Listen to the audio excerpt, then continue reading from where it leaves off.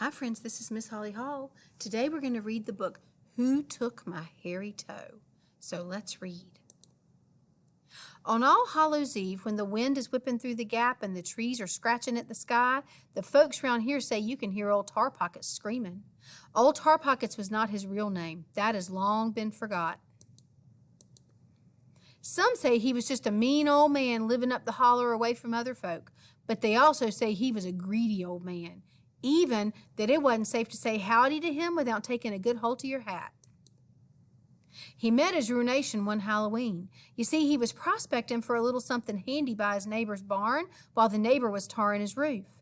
By the barn sat an open bucket of warmed up tar. I'd like to get me some of that tar, he thought. Might come in right handy sometime. Well, the old man looked around but couldn't find anything to put it in. So when his neighbor wasn't looking, he dipped a stick full of that soft, warm tar out of the bucket and plopped it right into his coat pocket. That's how he got his name, Old Tar Pockets.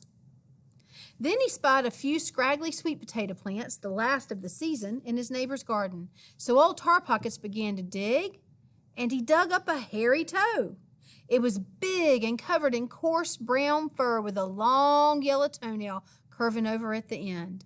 Well, the old man wasn't sure what he would do with it, but he did hold with the old saying, finders keepers, so he took that toe and stuffed it into his pocket.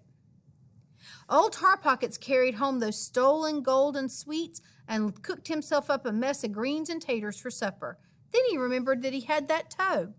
He reached into his pocket but couldn't pull it out. You see, the tar had cooled down and hardened up a bit, and that toe was stuck fast. In fact, the old man couldn't get his hand out. His hand was stuck to the tar on the toe, and the toe was stuck to the tar in his pocket.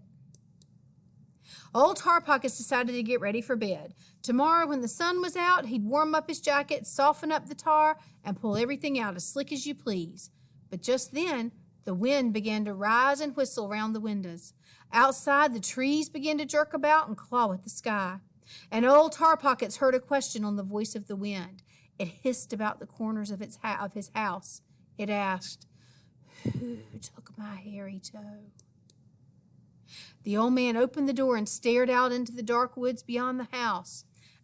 Just my imagination, he thought, and turned to shut the door. Then he heard it again, louder and closer. Who took my hairy toe? Quickly, he closed and barred the door with his free hand. He latched the windows and pulled the curtains. It was dark in the little house. Still, the wind came in through the chinks in the walls. He could hear the question again and again, louder and coming closer. Who took my hairy toe? Who took my hairy toe? Old Tar Pockets raked out the fire and stopped up the chimney with rags. Nothing was getting inside tonight. But he heard the voice again, this time from just outside the door.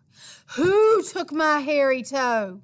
Standing wild-eyed in the center of the room, the old man heard scratching at the latch and the clacking of claws being drawn down the wood of the door.